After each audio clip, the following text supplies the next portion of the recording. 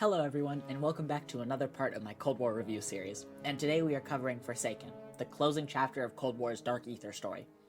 Released on October 7th alongside the launch of Cold War Season 6, Forsaken takes place during Requiem's Operation First Domino, an operation to rescue Sergeant Casimir Zykov from the Dark Aether before Omega Group can do it and secure their dominance in the Cold War. With that, let's get to the staging area. Keep them away from Vegetal! And get into Forsaken. As always with these videos, I'm going to recap what's transpired in between Maurer der Toten and Forsaken's launch, and in this case, there isn't that much to talk about because a lot of the changes were an Outbreak, which, as I alluded to on my Twitter, those reviews will be coming soon. In terms of weaponry added across Seasons 5 and 6, the EM2 Assault Rifle, Tech 9 SMG, Kane melee weapon, Marshall pistols, Psy melee weapon as a reward for completing the mid-season numbers event, Grav Assault Rifle, 410 Ironhide Shotgun, Battle Axe melee weapon, Lapa SMG as rewarded for completing the Haunting seasonal event, and the still-to-be-released Hammer and Sickle melee weapon, something which I've been asking for all year. In the crafting table, 3 new support items found their way into the game. The Flamethrower, added with Season 5 for 100 rare salvage, the Flamethrower can absolutely decimate the hordes. And with Season 6, the Hand Cannon and Arc XD make their way into zombies. The Hand Cannon, added in multiplayer with Season 4, is a kitted out Desert Eagle that fires higher caliber rounds that are made to absolutely nay special and elite enemies. And the Arc XD, Omega's latest creation. Borrowing the base model of the Arc XD that all fans know and love, the Arc XD straps an Ethereum crystal to the toy car, and not only acts as a tiny monkey bomb, but also will kill zombies as the crystal pulses until it becomes unstable and detonates. On the perk side of things, the final 2 perks made their way into Cold War zombies. First, Death Perception returns. While admittedly a weird choice, this perk was originally in Black Ops 4 as one of the first perks players unlocked in-game. While on the outside it seems like just a perk that'll help the player with their spatial awareness, Death Perception in reality is an amazing addition to Cold War for several reasons.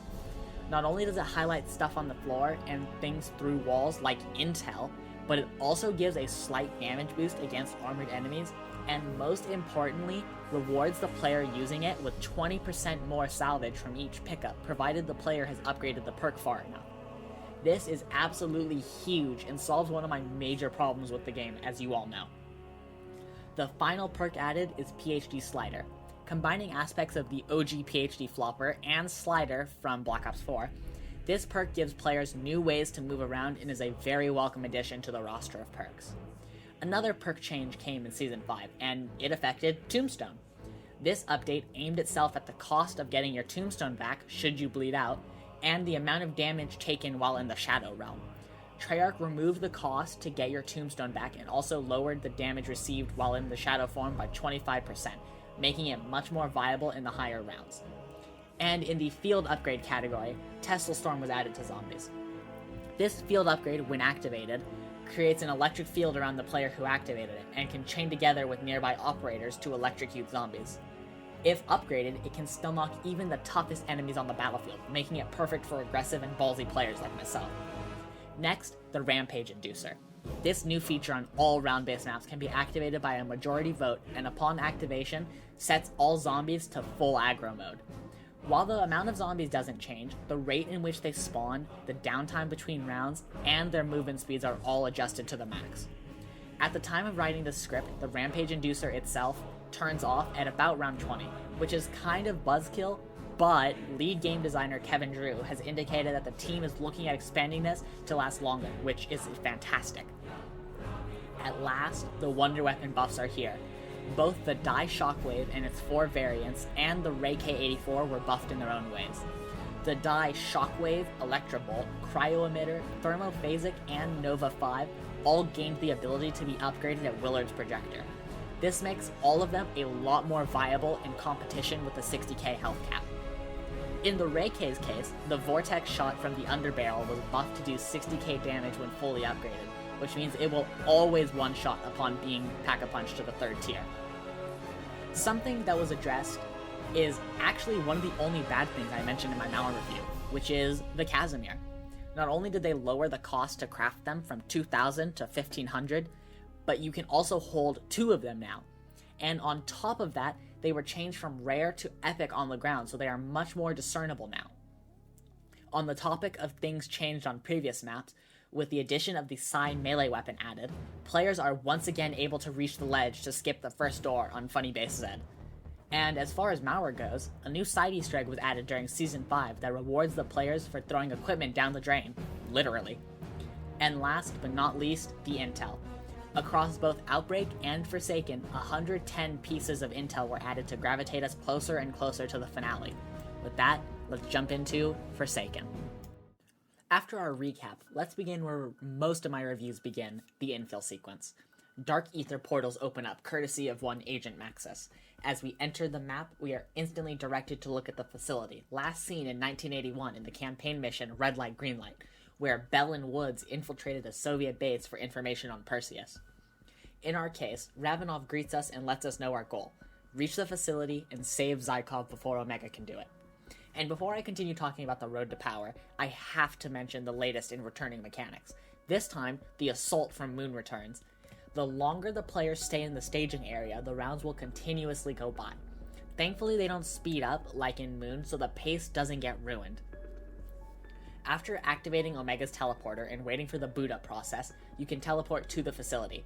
Upon loading in, Colonel Kravchenko greets Requiem with one of my favorite interactions of all of Cold War. Grigory Weaver, it has been a long time, but you are too late. Zykov will be ours in mere minutes. It's not over yet. Tell me, Colonel, which is your better eye? After clearing some obstacles, you make it to another teleporter and are finally in Anytown, USA. Dr. Peck greets you and taunts you as the final moments of Operatia Izbatviel are taking place. As you pass through Anytown, you find several pieces that are needed to repair the next Omega teleporter. And after picking up each piece, each member that you have met so far begins talking. Ravenov, Weaver, Peck, and Kravchenko, which is really nice.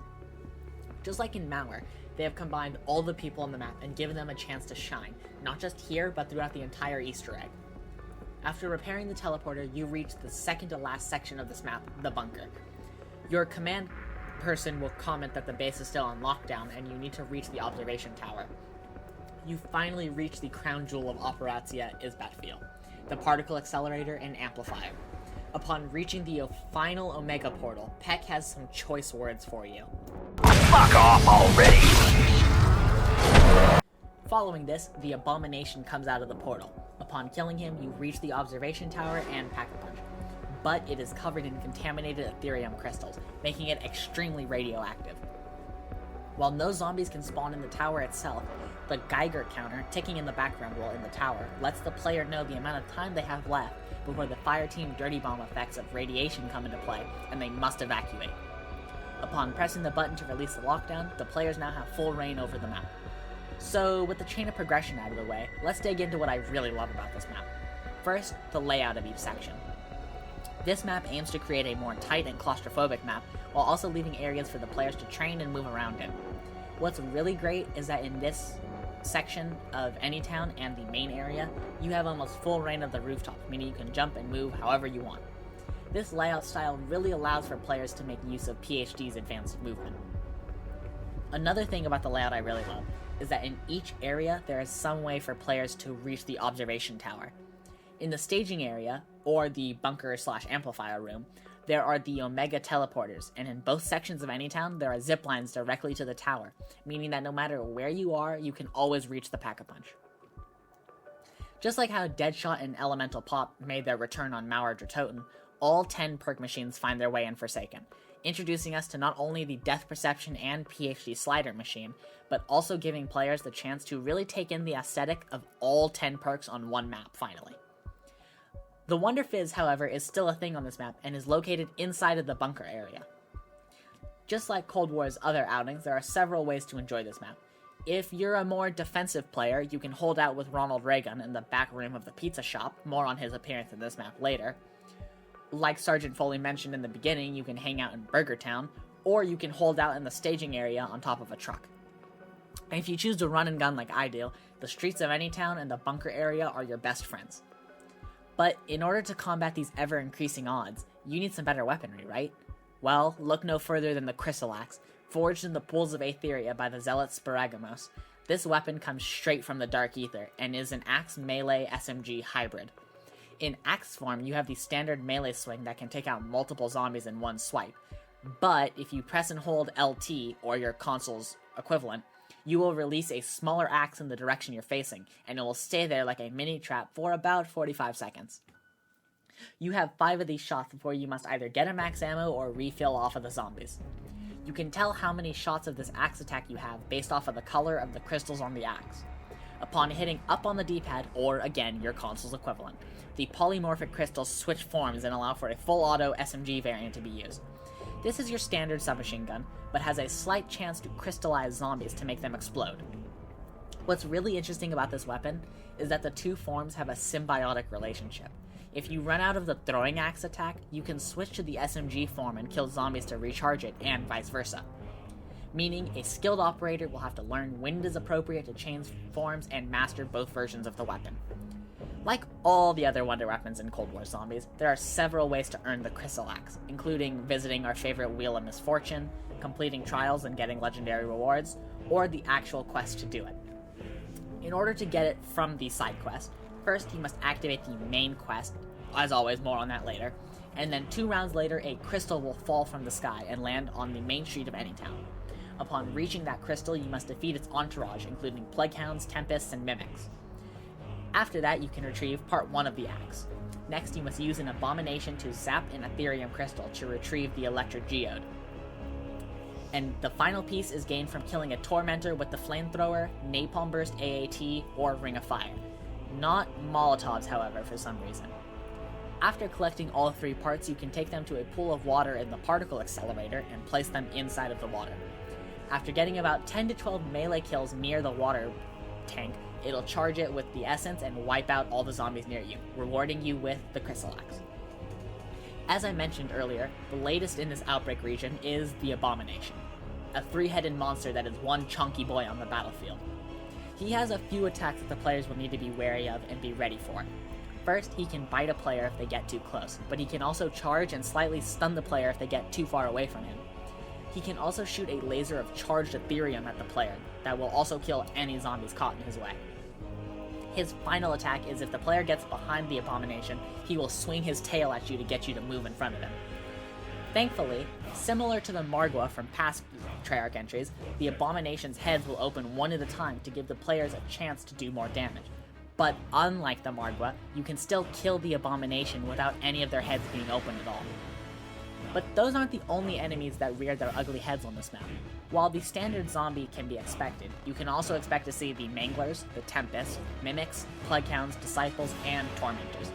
Sadly, our friends the Megatons, Hellhounds, and partly the Krasny Soldat don't come out to play this time around. Occasionally, when killing zombies, they will drop arcade tokens, or you can just melee the machine in the arcade to receive a free one.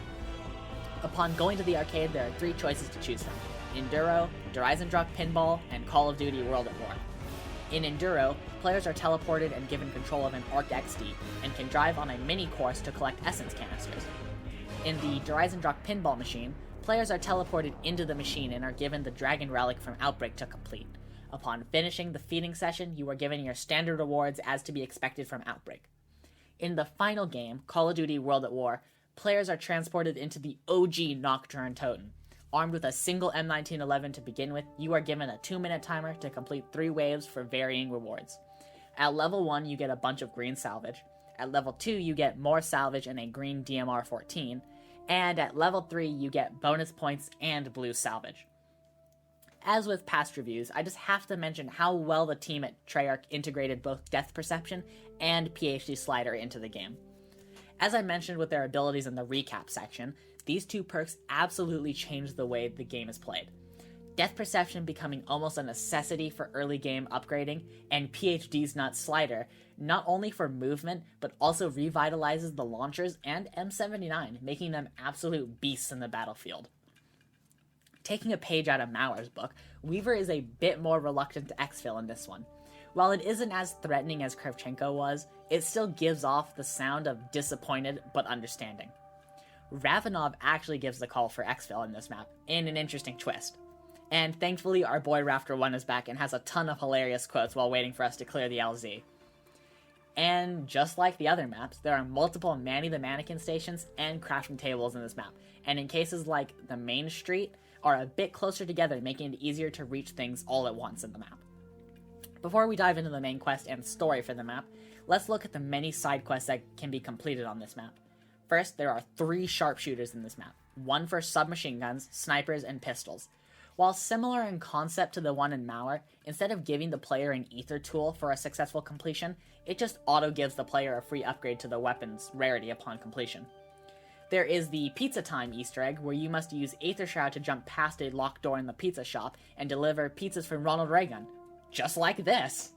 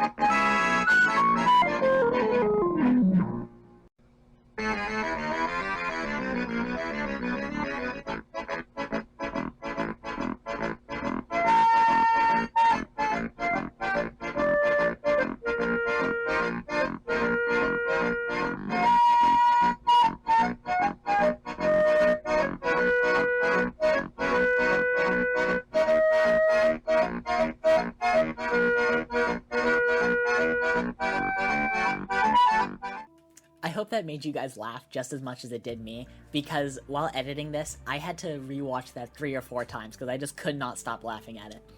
Anyways, as you probably noticed, the Easter egg can reward players with several different things, like salvage, essence, self-revives, and even a free ray gun if you're lucky enough. Then, there is the next evolution of the bunny Easter egg.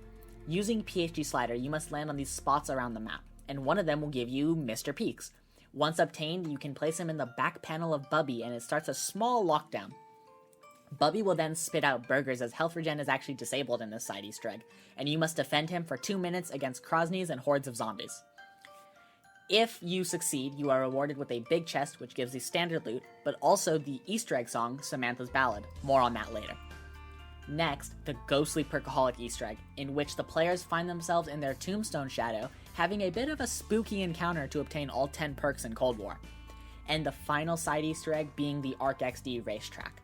Upon killing a zombie with PhD Slider near a specific machine above the bar and having an arcade token in your inventory, you can enter the machine and begin a race with the Arc XD. You get tons of essence and salvage based on how fast you complete all 3 laps of the race. And before I start with the story of this map, I have to mention the Pack-a-Punch camos. This obviously comes in 3 different variations and has completely animated bits, even on the parts that are usually just one solid color. With that, we can dive into the story. During Season 5's intel, we learn what exactly the director wanted with Maxis, and it's pretty disturbing to say the least. He put her through severe mental strain to help feel out her powers, but it was at the edge of a sword almost, with the director threatening not only Natso, her dog, but also Dr. Gray. Meanwhile, after Kravchenko came up with a fairly solid alibi as to why Dr. Valentina had been killed, Omega got to scheming. While Gorev believed that their best plan of action would be to recreate Peck's inversion warheads to trap the Forsaken, Peck and Kravchenko had come up with another plan. Operatia is Batfiel. This involved Omega triangulating and extracting the stranger Kazimir Zykov from the Dark Ether, in hopes that he would help them lure and quote-unquote kill the Forsaken. Truthfully, Kravchenko wanted nothing more than to weaponize the Forsaken against the West. Requiem caught wind of this thanks to Ravenov and okayed Operation First Domino, their mission to rescue Zykov before Omega could. Zykov, the poor man who was sent in at the end of World War II to shut down the cyclotron at Project Endstation, and who we personally had kept correspondence with over the years, was finally ready to come home. However, several subplots began brewing. Gorev and Jaeger began to get cold feet about Omega's operations, and feared that if this should fail, it would be at their loss and not Kravchenko's. Peck had also formed his own scheme. Reaching out to his contact in the CIA, the director of Requiem, Peck wanted safe travel back to the United States, expunging his burn notice and allowing him to escape the eventual fate that he knew was coming. Peck told the director everything he knew about Operazia's battlefield, as well as the fact that he knew the director was the mole in Requiem since Outpost 25. While testing their machine, Kravchenko and Peck found a signal in the dark ether that they believed was Zykov, and Kravchenko, who had become a little trigger-happy, upped the voltage of the amplifier, which opened a gateway to the dark ether, and the facility was ravaged. When Peck tried to tell Kravchenko to shut it down, he simply told him, "We are the first, we are the last." This leads us to the beginning of Forsaken. One thing I absolutely love that I saved for this portion specifically is that in the map there are 3 different radios that you can listen to that give more insight to the story. These radios gain more interactions after the quest has begun. The 3 are, one for Ravenov in the spawn, one for Gorev and Jaeger above the bar, and the last is for Kravchenko and Peck. Each one deals with one side of the story. Kravchenko confronts Peck over where he got the design to trap the Forsaken. Gorev and Jaeger sit in a helicopter for their part in Operazia Izbatfil, and go over what happens should anything go wrong, and Ravenov details his own personal struggle and what is riding on this. Upon reaching the observation tower and lifting the lockdown, you can press a button near the teleporter to the bunker to activate the first cutscene. Peck tells Requiem they're too late, and right then, Zykov comes out of the portal. He thanks them for bringing him home, and then removes his mask to reveal that he is actually Big Man. Wait, no, that's wrong. He reveals that he is actually the Forsaken. This whole time he had been duping both sides to help him reach our world and conquer it. He explains that he had spent 40 Earth years, which is the equivalent to 4 Dark Ether centuries, and over time, he became the Forsaken. Peck tries to plead to Kravchenko that he didn't know Zykov was the Forsaken, and Kravchenko, in honestly his most based move yet, bitch slaps Peck and blames him for letting the wolf in. Zombies arrive in the observation tower, and Peck and Kravchenko must defend themselves. After that, Maxis materializes and even at Weaver's behest begins to attack the Forsaken. Ravenov comes over the comms and asks what happened, and Weaver tells him that Zykov turned out to be the Forsaken. Maxis begs us to hurry and make it to the town square, at which point your command crew person will tell Weaver that it is blocked by the phase and will require an Ethereum neutralizer. Through the Forsaken's audio logs, unlocked after activating the main quest, we learn how Zykov did hold out hope for his salvation, but he eventually realized that us mortals constantly brought nothing but pain and suffering to each other, and that we didn't deserve to have our own society. We needed guidance. His guidance. He explains how he used Valentina by preying on her fixation with her father, Peck by stroking his ego and giving him a friend, and while we had entertained him with our inability to die, he tells us that we had run out of rabbits, a Dark Ether saying for "you're basically fucked." So, our strike team, being the resilient bastards we are, get to work. After beginning a lockdown near the teleporter to the bunker, we overload a tanker and use that to house the crystals to power the neutralizer. Then, using an abomination, you get it to charge into a wall to knock down another piece for the neutralizer. The final part can be obtained by using either Dead Wire, Tesla Storm, or apparently a stun grenade to activate the Grand Prix machine in the arcade. After paying 2,000 points and using the special Arc XD to knock open a vent in the TV store, you can use it to blow open a hole in the wall to retrieve a TV to use as the monitor. Before constructing this, giving this additional audio logs a listen reveals that Gorev and Jaeger have turned off their radios with Kravchenko and returned to base, hoping to flee the USSR in good faith with Jaeger's contact, who I presume is Ravenov. Peck and Kravchenko argue over their future with Peck, telling Kravchenko to eat it and that he doesn't want to die there. Ravenov's radio reveals that while he is strong and has no fear that we won't succeed, he wonders if maybe we have powers just like Maxis, and explains that she needs our help. Before we can cross the phase, we learn that we need catalyzed Ethereum crystals to charge the neutralizer. So, using the Crystal Axe, you destroy 3 Ethereum crystals around the map, and use the chunks to feed abominations to catalyze the crystals. With all of that, you can craft the Ethereum Neutralizer. Kravchenko during this process will yell at Peck for helping us, but Weaver steps in and tells him that if he isn't going to help us, that he needs to shut the fuck up, because the Forsaken doesn't care about our petty rivalries.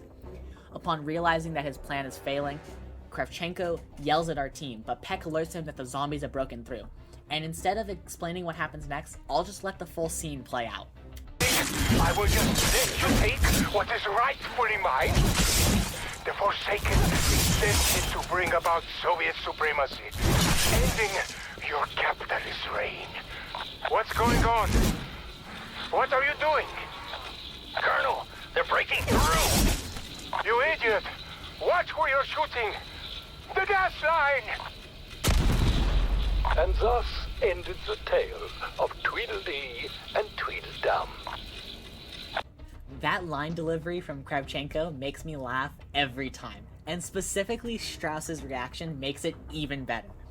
After that, an escort step begins. The Ethereum Neutralizer, while useful, needs more catalyzed crystals as we traverse the phase. So, as you move, you must venture out and break crystals nearby to ensure you can make it. Maxis begins to talk over the radio to acknowledge that the end is upon you. Upon reaching the door, Wonder Fizz, the crafting table, Pack-a-Punch, and an ammo box appear to help you get ready for the fight with the Forsaken. The door opens and you are greeted by the towering beast. Maxis gives you the rundown on the fight. You must break his armor and then charge her up with essence so she can use her girl boss / big woman powers to charge the Ethereum guns. This fight is absolutely amazing and has a few phases with several different attacks. His first is a slam that causes shockwaves that you must avoid. Upon breaking his shoulder pad armor, you can charge the Ethereum gun and let loose on his chest. In an effort to try and save himself, the Forsaken shows us a reality that could come should we effectively kill him. Maxis tells him to leave us alone and bring us back to the fight. In this phase, the Forsaken can either spawn these little Tesla balls that follow you around, which thankfully can be destroyed, or he can spawn Frostblast whirlwinds that go around the arena. After returning to the fight, you must destroy the armor in his stomach and shoot there with the Ethereum gun. With that destroyed, he will not only introduce his laser eye attack, but also mix in all the other attacks from the boss fight. After destroying the armor on his head and shooting him there, he turns into a sore loser and begins to expand the Ethereum in the area. Ravenov tries to warn Weaver and our strike team goes down. It is only then that Maxis understands her purpose. She tearfully tells Weaver that she isn't a bad person, and she flies into the Dark Ether portal in the Forsaken's stomach, lessening the phase and weakening him enough to trap him in the container. Gray comes on the radio and says that she's gone, back to the Dark Ether. Strauss tells Weaver that the outbreak zones are closing around the world. The final cutscene begins to play. Scored by Vera Lynn's We'll Meet Again, it begins with Weaver staring at his monitors and thanking Sam for her sacrifice. Strike Team then helps the government begin the transportation of the Forsaken in his ball. Strike Team waves goodbye to Ravenov as Raptor 1 picks them up. Another group memo that the director sends out informs the board that Maxis has been taken care of, and Operation Janus can proceed unimpeded. He has Strike Team taken to Block Site 13 for indefinite containment, and has Requiem shut down, which involves arresting everyone involved. A montage shows the Requiem team being moved on: Dr. Gray, Major Carver, Dr. Strauss, Strike Team, and Weaver. The director then begins to pack up his belongings, and right as the song crescendos and he leaves his office, he turns and looks at the camera, revealing that this entire time, the director has been Eddie. A title card comes across the screen letting us know that 5 years have passed. A hooded man enters a boathouse in Japan, and the man asks the owner for passage to a certain spot on the map.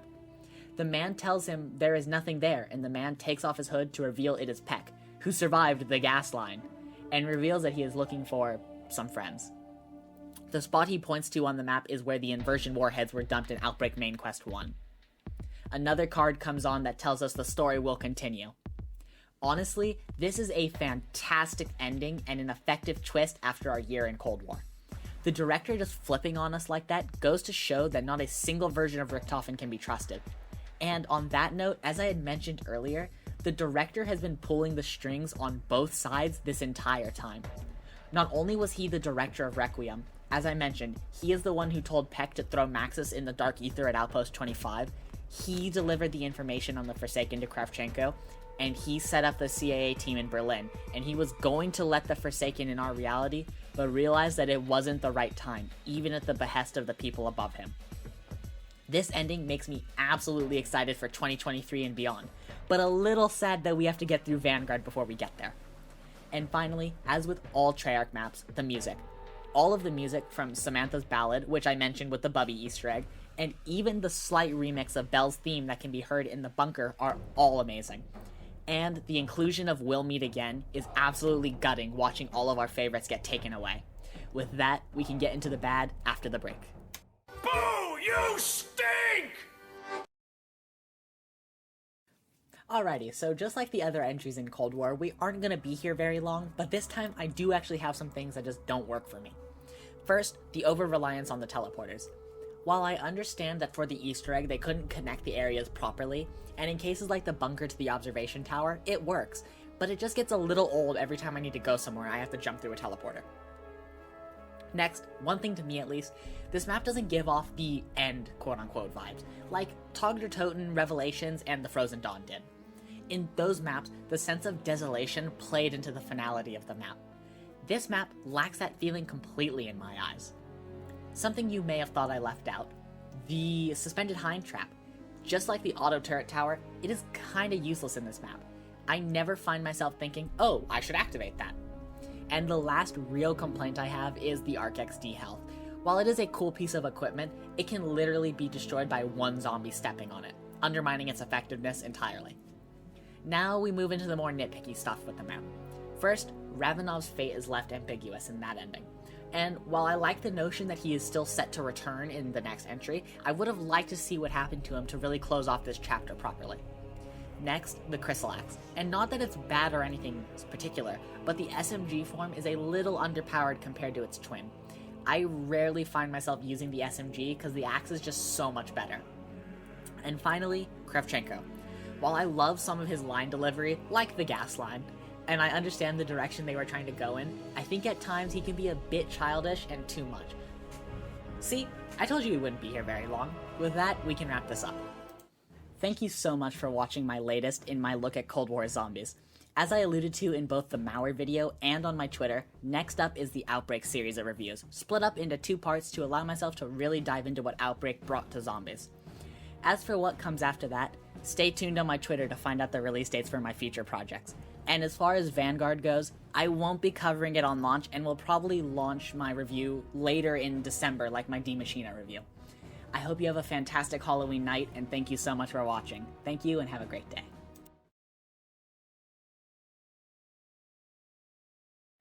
You're too late.